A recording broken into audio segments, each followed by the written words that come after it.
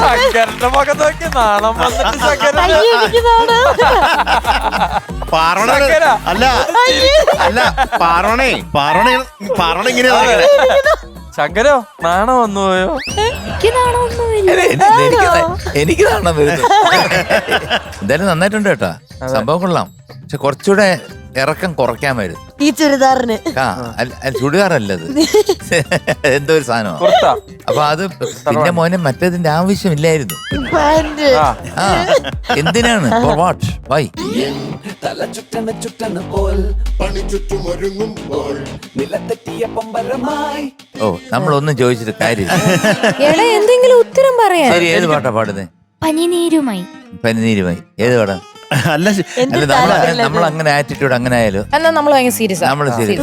ഏത് പാടാ? വിഷ്ണു. വിഷ്ണു. ആ, ഡീറ്റെയിൽസ് ഒക്കെ പറയും. എന്റെ ലിറിക്സ് ബിച്ചു തിരുമല സാർ. ആയിക്കോട്ടെ. Music Raveendran master. അടുത്തത് പാടിയത് ദാസാറും ചിത്ര ചേച്ചി. അടുത്തത് ഇതിന്റെ വർഷം 1994. സൗകര്യം പാടിക്കും. ഇങ്ങനെ ഞങ്ങൾ പറഞ്ഞ അയ്യോ അങ്ങനെ എന്ന് എനിക്ക് തോന്നുന്നു. ഇവര് നാണം കൊണ്ട് ഞങ്ങൾ പറഞ്ഞ നാണമൊക്കെ മാറാനുള്ള സമയമായി. വന്ന പോലെ കൈ പിടിച്ചെടുത്തിയാലോ? നടന്നു വന്ന പോലെ കൈ രണ്ടുപേരും വന്ന പോലെ നിന്നെ നേരത്തെ നടന്നു വന്ന പോലെ. ഇപ്പൊ ഒന്ന് ഉഷാറായോ ശങ്കര? ഇനി ബാക്കി കാര്യങ്ങളൊക്കെ സംസാരിക്കാം. ഇനിയാണ് ഞാൻ ചോദിക്കുന്നത്, ശങ്കര എന്തിനാണ് ഈ ഇതിട്ടപ്പോ താഴെയുള്ള കാര്യങ്ങൾ എന്തിനാണ് ഇട്ടത്? ശരി മോനെ, ഞാൻ തോറ്റു. ഞാൻ നിന്റെ മുമ്പിൽ തോറ്റു. അല്ലേ റിമി? നമ്മൾ തോറ്റു. അതെ, മക്കള് പാടിക്കും. All the best.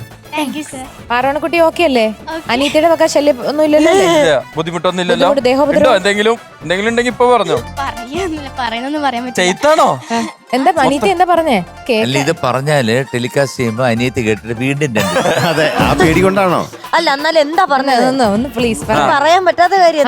ആള് വന്നോ?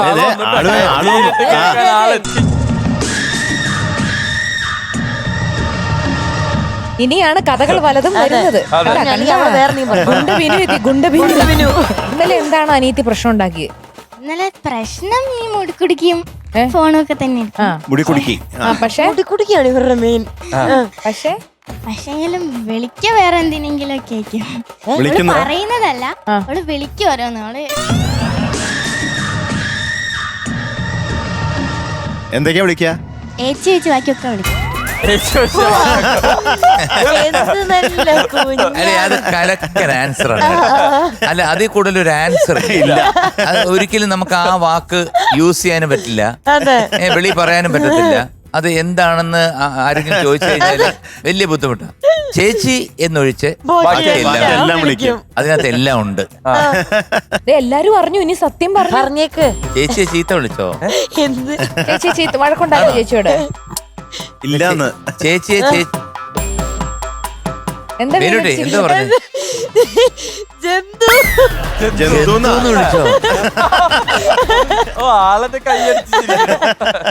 അയ്യോ, ജന്തുന്നോ?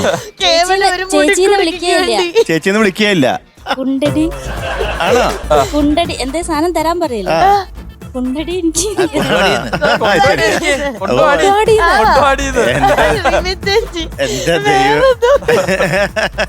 ഇത് നേരെ റിവേഴ്സ് ആക്ഷൻ ആണ് കേട്ടോ.